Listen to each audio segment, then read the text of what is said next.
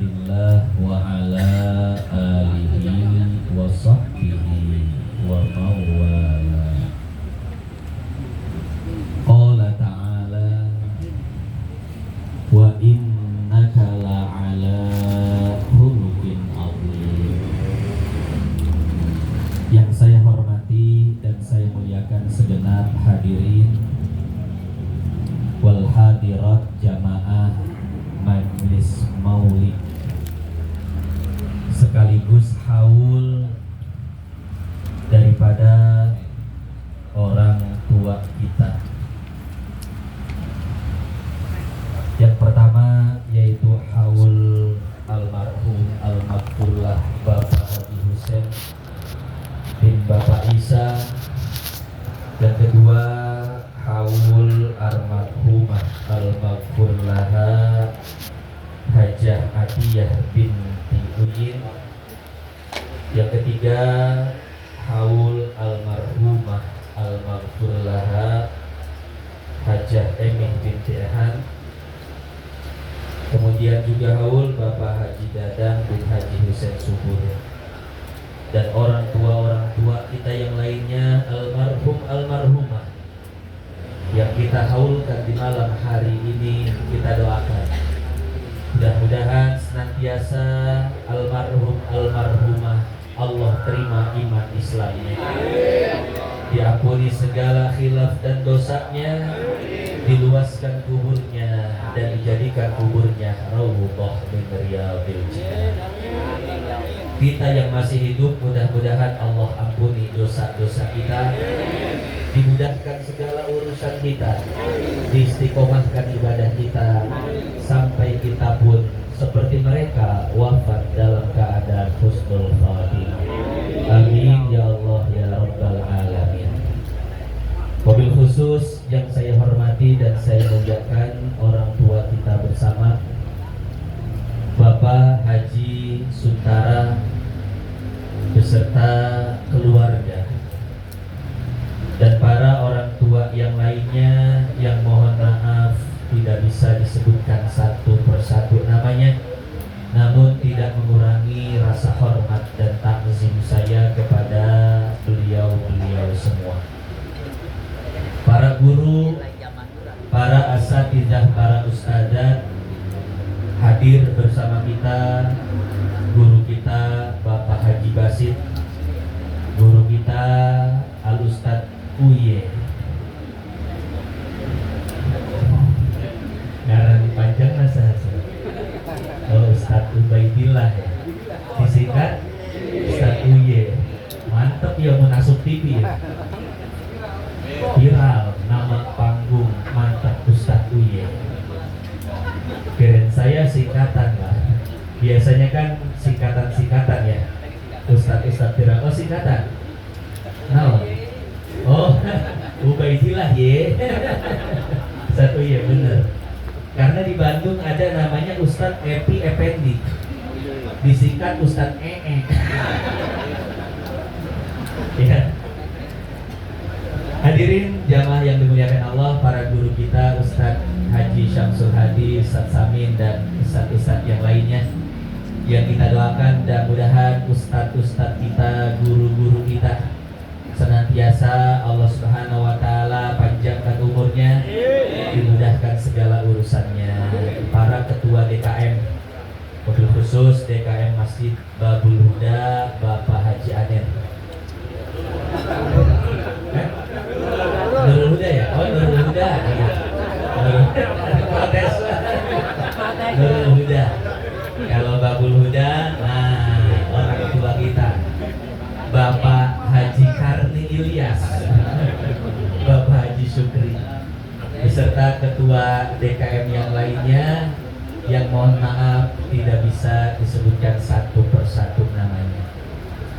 Bapak Ibu yang dimuliakan Allah, berbicara haul dan berbicara maulid, saya jadi teringat dengan hadis sahih yang diriwayatkan oleh Al-Imam Ibnu Hibban, juga diriwayatkan oleh Al-Imam At-Tirmidzi. Apa kata Nabi?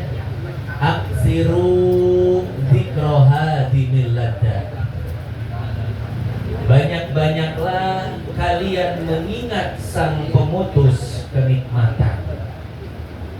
Para ulama hadis seperti Al-Imam Al-Qurtubi, Al-Imam Ibnul Qayyim Al-Jauziyah, dan para ulama hadis yang lain, umumnya beliau-beliau menafsirkan hadinil ladzat, sang pemutus kenikmatan, adalah al-maut, adalah kematian.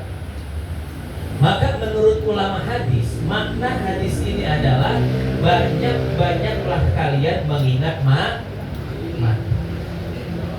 Akan tetapi para ulama ahli rohani, ulama yang senantiasa menghidupkan rohaninya, para ahli-ahli tasawuf, para ahli-ahli Allah, seperti Al-Imam Abi Abdurrahman As-Sulami. Beliau punya kitab tafsir namanya Haqaiqut Tafasir. Al-Imam Abdullah Ad-Dustari, Al-Imam Al-Musyairi, beliau punya tafsir namanya Lataiful Isyarat. Al-Imam Ibnu Arabi, Al-Imam Abu Thalib Al-Makki. Para ahli-ahli rohani, para ahli-ahli spiritual batiniyah, mereka mengatakan bahwa yang dimaksud hadinil ladzat, sang pemutus kenikmatan, adalah Sayyiduna Muhammad sallallahu alaihi. Maka menurut para ahli rohani, makna hadis ini adalah banyak-banyaklah kalian mengingat Muhammad sallallahu alaihi wasallam. Kenapa? Karena dengan mengingat Muhammad, hati akan menjadi tenang. Dengan mengingat Muhammad, ambisi-ambisi dunia akan berkurang. Di dalam hadis riwayat Imam Muslim ada kisah seperti ini, Bapak Ibu. Satu ketika Hanzalah, sahabat Nabi Shallallahu Alaihi Wasallam, duduk sendirian sambil merenung sesuatu. Akhirnya Abu Bakar datang. Wahai Hanzalah, madza bika? Ada apa? Sepertinya kau terlihat begitu sedih. Apa jawaban Hanzalah? Wahai Sayyidina Abu Bakar, nafaqo Hanzalah. Hanzalah ini orang yang munafik. Kenapa? Ketika Hanzalah dekat Nabi, maka tidak ada yang Hanzalah ingat melainkan urusan-urusan akhirat. Ketika dekat Nabi, Hanzalah ingat dosa, Hanzalah ingat mati, Hanzalah ingat alam kubur, Hanzalah ingat akhirat. Tidak ada yang Hanzalah inginkan melainkan beribadah dan taat kepada Allah dan Rasul. Tapi ketika Hanzalah jauh dari Nabi, maka kembali Hanzalah ingat dengan urusan-urusan dunia, ingat dengan pekerjaan, ingat dengan bisnis, urusan tanah dan lain sebagainya. Wahai Sayyidina Abu Bakar, sungguh Hanzalah ini adalah orang yang munafik. Mendengar penuturan Hanzalah, ternyata Abu Bakar pun berpikir, kok kita sama ya Hanzalah? Ketika dekat dengan Nabi, aku pun, kata Sayyidina Abu Bakar, tidak ada yang aku ingat melainkan urusan-urusan akhirat. Tapi ketika jauh dari Nabi, maka Abu Bakar kembali berbisnis, Abu Bakar kembali berdagang, Abu Bakar kembali menggeluti urusan-urusan dunia. Wahai Hanzalah, apakah kita berdua ini orang munafik? Apa kita orang munafik? Ya sudah, kita datang ke Nabi. Akhirnya hadirin hadirat yang dimuliakan Allah, Abu Bakar dan Hanzalah pun datang menghadap Nabi, mengadukan kondisi hati yang dialami oleh mereka. Wahai Nabi, kenapa ketika dekat denganmu kami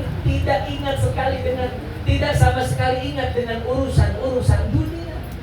Hati kami merasa tenang, hati kami merasa tentram, tidak ada yang kami ingat melainkan Engkau dan urusan-urusan akhirat. Tapi ketika kami jauh darimu wahai Nabi, dunia terus pikiran kami. Apakah kami berdua orang munafik? Apa jawaban Nabi?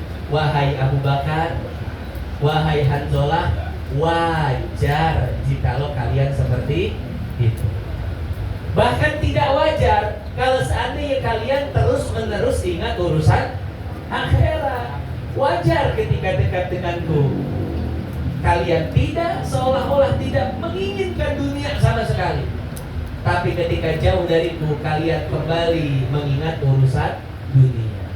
Andai kalian di luar sana seperti saat kalian berada di dekatku, kondisi hati kalian seperti itu, niscaya malaikat-malaikat yang akan di langit akan datang kepada kalian dan akan berhutang bersalaman dengan kalian. Walakin sa'ah ya Abu Bakar, sedikit. Hadirin hadirat jamaah yang dimuliakan Allah, oleh karenanya para ulama rohani, ulama batin, wajar jikalau mereka menafsirkan dengan hadimil ladzat, sang pemutus kenikmatan dunia adalah Sayyiduna Muhammad. Karena Bapak Ibu ketika dekat dengan beliau, para sahabat tidak sedikit pun merasakan kecintaan kepada dunia. Seolah-olah kenikmatan dunia itu sudah putus. Kenikmatan harta putus, kenikmatan rumah putus, kenikmatan kendaraan putus. Semua urusan-urusan tentang dunia seolah-olah tidak ada lagi di dalam hati. Makanya para ulama rohani menafsirkan sang pemutus kenikmatan yang sebetulnya adalah baginda Nabi besar Muhammad. Makanya semakin kita mengenal Nabi, seharusnya kita semakin mengurangi ambisi-ambisi terhadap dunia. Semakin cinta kepada Nabi, seharusnya kita semakin menjauhi urusan-urusan dunia. Bukannya tidak boleh punya dunia, bukannya tidak boleh jadi orang kaya, silakan. Yang dilarang adalah ambisi dan cinta kepada dunia. Makanya saya tidak setuju Bapak Ibu kalau ngelihat rumah bagus atau mobil bagus kita sholawatin, betul nggak? Kan kita suka begitu ya. Ada rumah bagus nih, kita sholawatin lah, Allahumma sholli ala sayyidina Muhammad. Betul ya? Ada mobil bagus, sholawatin dulu aja, Allahumma sholli ala sayyidina Muhammad. Ada perempuan cakep, Allahumma sholli. Ulah diberutan. Kalau kita kan semua disolawatin ya, berharap dengan berkah solawat itu kita akan mendapatkan dunia. Boleh, silahkan. Akan tetapi apakah pantas? Apakah layak? Nama yang sangat mulia, nama yang sangat agung Muhammad SAW hanya kita tukar dengan pernak-pernik dunia. Karena sesungguhnya semakin kita kenal dengan Sayyidina Muhammad, seharusnya semakin hati kita jauh dari kecintaan kepada dunia. Bukan semakin kenal Nabi semakin cinta dunia. Semakin kenal agama semakin ambisi sama dunia. Bahkan agama ini dijadikan alat untuk mendapatkan dunia. Ziarah kubur ke makam para wali, niatnya apa? Biar usaha maju, biar tanah kejual dan lain sebagainya. Zikir, sholat dan lain sebagainya, niatnya untuk boleh secara hukum, tapi apakah pantas bagi para pecinta Nabi Sallallahu Alaihi Wasallam dan bagi para mukmin sejati, apakah pantas menggunakan agama untuk mendapatkan kesenangan dunia? Kemarin saya fotokopi sholat hajat 12 rakaat. Ini sholat hajat ini manjur banget Pak. Hadisnya jelas. Ada di dalam kitab Mukhtasar At-Targhib wa Tarhib karangan ahli hadis Syekh Ibnu Hajar. Gelarnya Al-Hafidz, orang yang hafal 300.000 hadis beserta sanad-sanadnya. Syekh Ibnu Hajar menukil hadis ini, sholat hajat yang sangat mujarab untuk urusan-urusan dunia. Siapapun yang sholat hajat ini, Allah kabulkan hajatnya. Dan ternyata sholat hajat ini diamalkan oleh para ulama-ulama hadis seperti Al-Imam Hakim, juga Imam Ibnu Hajar Al-Asqalani. Mereka semua mengatakan bahwasanya sholat ini mujarab untuk urusan-urusan dunia. Saya bagikan pada jamaah alhamdulillah bentar lagi hutang lunas ini. Alhamdulillah bentar lagi hajat dikabul. Alhamdulillah bentar lagi istri narimakeun naon kan. Ini salat hajat luar biasa. Ada yang bertanya, Pak Ustadz pernah nggak sholat hajat ini? Adi jangan ngasih doang, tapi praktek juga. Saya jawab, saya sering sholat hajat ini Bapak Ibu. Ketika saya ada keinginan, namanya manusia ya, ada keinginan. Saya melihat rumah yang besar, rumah yang bagus, saya berkeinginan. Saya ingin punya rumah seperti, kayaknya enak buat ibadah. Akhirnya saya sholat hajat Bapak Ibu yang dimuliakan Allah. Cuman niat saya bukan agar Allah mengabulkan keinginan saya untuk punya rumah itu. Tapi saya niat hajat, sholat hajat 12 rakaat. Saya punya niat, ya Allah, hilangkanlah keinginan saya kepada rumah tersebut. Mudah-mudahan dengan sholat hajat ini, ya Allah, Engkau hilangkan keinginan saya terhadap dunia. Alhamdulillah mujarab. Setelah sholat hajat selesai, maka keinginan saya kepada dunia itu pun hilang. Tapi namanya manusia Pak, gaul sama orang, ngelihat lagi dunia, ngelihat mobil, mobil cakep amat ya, enak banget ini dipakai puput. Mobil Masya Allah, namanya kita manusia punya mata, betul Pak. Ngelihat mobil cakep kadang kalau dunia sudah mulai merasuk ke dalam hati, saya sholat hajat 12 rakaat. Ya Allah, saya sholat hajat bukan ingin Engkau mengabulkan keinginan saya, tapi ingin Engkau menghilangkan keinginan saya kepada mobil tersebut. Masya Allah. Setelah itu Pak, hilang lagi tuh. Cuman yang namanya manusia ya, namanya manusia gaul sama orang ya, pergi ke sana kemari dan lain sebagainya. Kadang Masya Allah, tabarakallah, semua keinginan itu datang. Keinginan terhadap rumah ada, keinginan kepada kendaraan muncul, bahkan keinginan-keinginan yang lain pun Bapak mun hayang pahamnya salat hajat cuman kade ulah salah niat. Niat sebetulnya nggak apa-apa. Sholat hajat itu digunakan untuk apa? Untuk keinginan-keinginan dunia, silahkan. Itu diperbolehkan oleh agama. Di samping kita ikhtiar yang betul ya. Dengan sholat hajat itu Allah mudahkan semua bentuk ikhtiar kita. Cuman bagi para pecinta Nabi Muhammad, bagi para perindu akhirat, maka dia akan menggunakan agama, akan menggunakan kecintaan kepada Nabi sebagai sarana untuk lebih mendekatkan diri kepada Allah. Bukan semakin kenal agama, semakin cinta dunia. Bukan semakin kenal Nabi, semakin ambisi kepada urusan-urusan dunia. Ya, hadirin hadirat yang dimuliakan Allah.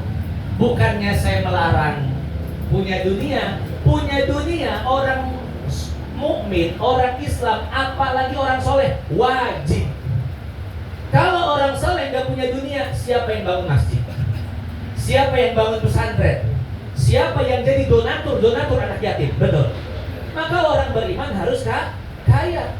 Saya tidak bicara tentang harus kaya, saya tidak bicara tentang kayanya, tapi saya berbicara tentang rasanya. Boleh kaya, harta melimpah, tapi jangan sampai harta masuk Kalau harta sudah masuk ke dalam hati, sudah menjadi kecintaan, maka siap-siap untuk hidup tidak tenang dan hidup penuh kekecewaan. Betul. Maka hadirin jamaah yang dimuliakan Allah, lihat Abdurrahman bin Auf, triliunernya kota Madinah. Hartanya Masya Allah luar biasa, banyak. Satu ketika Abdurrahman bin Auf mendengarkan tausiah dari Nabi tentang sakaratul maut, tentang alam kubur, tentang hisab di akhirat, tentang surga dan neraka. Akhirnya Abdurrahman bin Auf memutuskan untuk menjadi orang miskin. Saya berencana dan saya sudah tekad untuk menjadi orang miskin. Ya, kalau di kita ada nggak yang punya rencana kayak gitu? Wah, kita mau berencana, bertekad, pengen kaya. Ya, hayang benghar. Abdurrahman bin Auf kebalikan manusia pada umumnya. Kenapa? Karena beliau punya kondisi rohani yang berbeda. Beliau punya kondisi spiritual yang berbeda. Maka beliau pun memutuskan untuk jadi orang miskin. Bagaimana caranya? Caranya agar kemiskinannya bermanfaat. Beliau membeli semua kurma busuk yang ada di Madinah. Wahai para pedagang kurma, yang kurmanya busuk jual pada saya. Yang tidak laku jual pada saya. Dibeli Pak. Dibagi-bagikan, sedekahkan, keluarkan zakatnya semuanya. Sampai hartanya itu benar-benar habis, tidak tersisa kecuali untuk dia dan keluarganya makan saja. Akhirnya kata Abdurrahman bin Auf, alhamdulillah saya sukses jadi orang miskin. Kenapa beliau sangat ingin jadi orang miskin? Karena ketika dengar tausiah dari Nabi, orang kaya hisabnya di akhirat itu lama, Pak. Lama hisabnya. Saya analogikan, saya beli di Alfamart, cuman beli air minum 1 biji. Sama Pak Haji Sukri borong Alfamart. Begitu masuk belanjanya 3 keranjang, Pak. 3 keranjang. Kira-kira hisabnya, perhitungannya, siapa yang lebih cepat? Yang cuman beli 1 barang saja, Aqua, tit, selesai. Silahkan keluar. Tapi Pak Haji Sukri yang borong Indomaret, kedengeran cek kasir. Dihitung hiji-hiji, tit, jorok banget, tit. Masya Allah, tabarakallah. Itulah analogi ketika kita dihisab nanti di akhirat. Orang kaya, orang punya banyak harta, hisabnya paling lama. Punya rumah yang pertama ditanya bangunnya dari uang apa, digunakan untuk apa, untuk taat, ibadah, atau untuk maksiat. Belum lagi rumah yang kedua, ketiga, keempat. Kenapa engkau punya banyak rumah padahal tetanggamu kelaparan? Dipertanyakan. Punya mobil, Masya Allah, mobil pertama dihisab, beli pakai uang apa, digunakan untuk apa? Untuk ibadah atau untuk ngangkut yang bening-bening? Wah, jadi saksi lah mobil dah, bisa ngomong ke akhirat mobil. Ya Allah, Pak Haji Anu ngaji masih ngaji, tapi ngangkut ongkos. Aduh ya Allah, jadi saksi lah mobil. Ya. Mobil kedua, ketiga, keempat, Masya Allah, maneh mobil loba-loba teuing, padahal dipakai tiba hiji 2. Mobil banyak, tapi tetangga anak yatim nggak kurus, dihisab. Motor koleksinya, waduh, Masya Allah banyak. Tanah di mana-mana dan lain sebagainya. Semakin banyak harta, semakin banyak dihisab oleh Allah. Makanya itulah motivasi Abdurrahman bin Auf untuk jadi orang miskin. Biar masuk surganya cepat. Dibelilah semua kurma sehingga tidak ada yang tersisa dari hartanya kecuali sedikit saja. Kata Abdurrahman bin Auf, aman ya, geus balangsa. Kira-kira kita ada yang gitu gak, Pak? Akhirnya qadarullah, Allah nggak pengen Abdurrahman bin Auf miskin. Allah nggak pengen Abdurrahman bin Auf belangsa. Akhirnya datanglah utusan raja dari Yaman ke Madinah. Mau ngapain? mau nyari kurma busuk.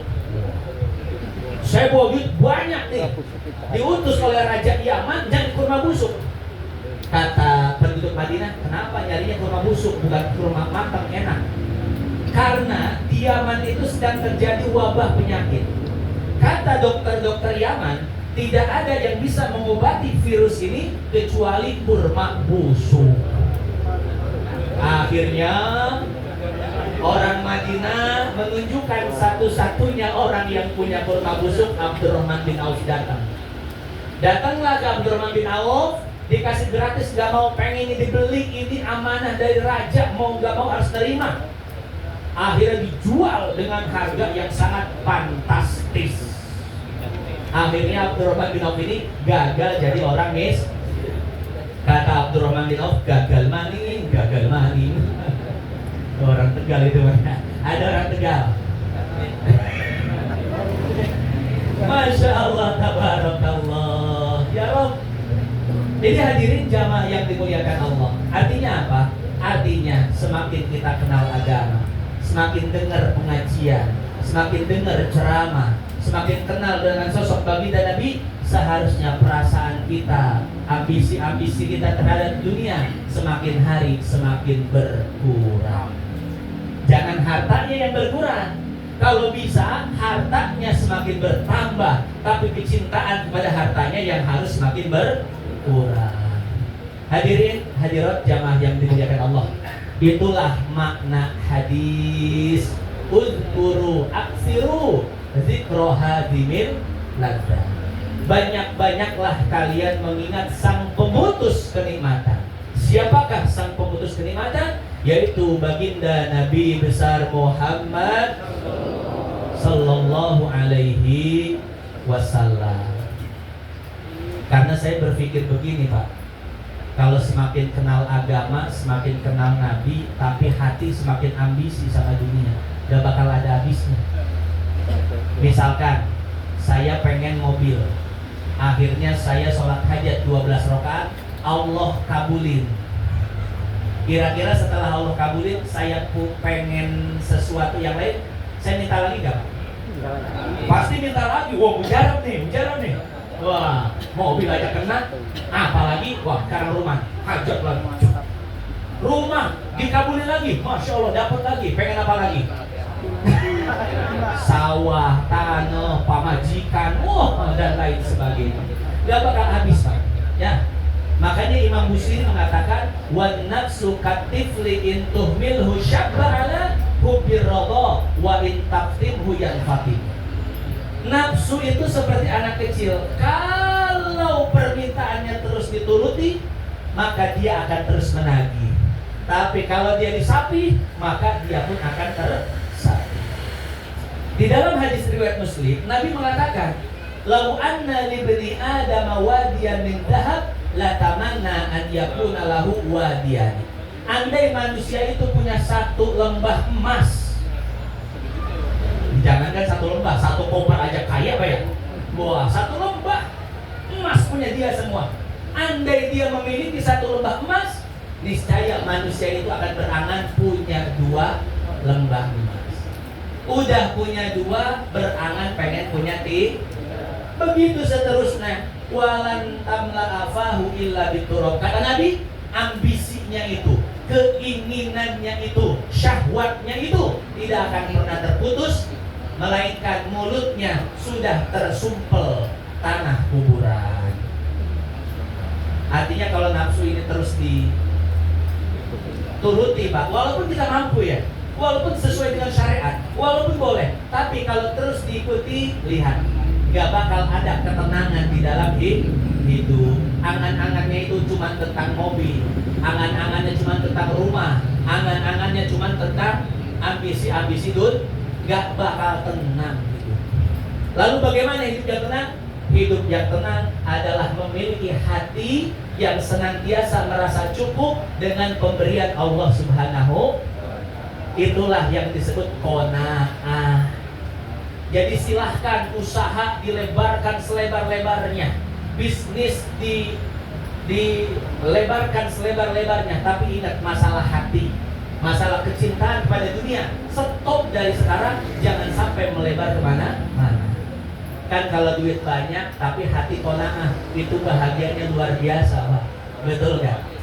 Yang paling menyiksa kalau hati tamak tapi nggak punya harta. Waduh, hati apa namanya hayang, hayang imah, hayang mobil, tapi tak pernah tercapai. Tak nyerita, nyeri, kak ubun-ubun, nyeri, kak ulu hati, tak. Mending amun boga duit, boga kahayang, boga duit, kak beli. Nah, eta mah terlalu wajar, eta mah boga duit karena genya. Yo, nu nyeri mah yo. Teu boga duit tapi kahayang lo. Ulah nabi kos itu bisa edan, cek Pak Haji bisa edan lah. Ya. Nah, jadi kurangi keinginan kita terhadap dunia. Bukan hilangkan, gak mungkin hilang Pak. Kurangi. Begitu dia muncul, stop. Begitu muncul, tendem lagi. Ya. Makanya dalam ilmu tasawuf ada pembahasan qasrul amal, mengontrol keinginan, mengontrol hawa nafsu dan syahwat. Itu saja yang dapat saya sampaikan pada kesempatan kali ini. Mudah-mudahan yang sedikit ini bisa bermanfaat. Mudah-mudahan tidaklah kita berpisah dari tempat yang mulia ini, melainkan kita semua termasuk orang-orang yang mendapatkan petunjuk dari Allah Subhanahu wa taala. Petunjuk zahir sehingga kita melaksanakan seluruh ibadah-ibadah zahir. Dan petunjuk batin sehingga kita melaksanakan seluruh ibadah-ibadah batin. Mudah-mudahan tidaklah kita berpisah dari tempat yang mulia ini, melainkan yang sedang sakit Allah angkat penyakitnya. Yang sedang sulit Allah mudahkan urusannya. Yang punya hajat Allah kabulkan hajatnya. Yang punya hutang Allah lunaskan hutangnya. Semangat. Intinya ya tetap besar intinya. Mudah-mudahan sebagaimana almarhumah yang kita haulkan husnul khotimah, sampai saat kita pun akan menyusul dalam keadaan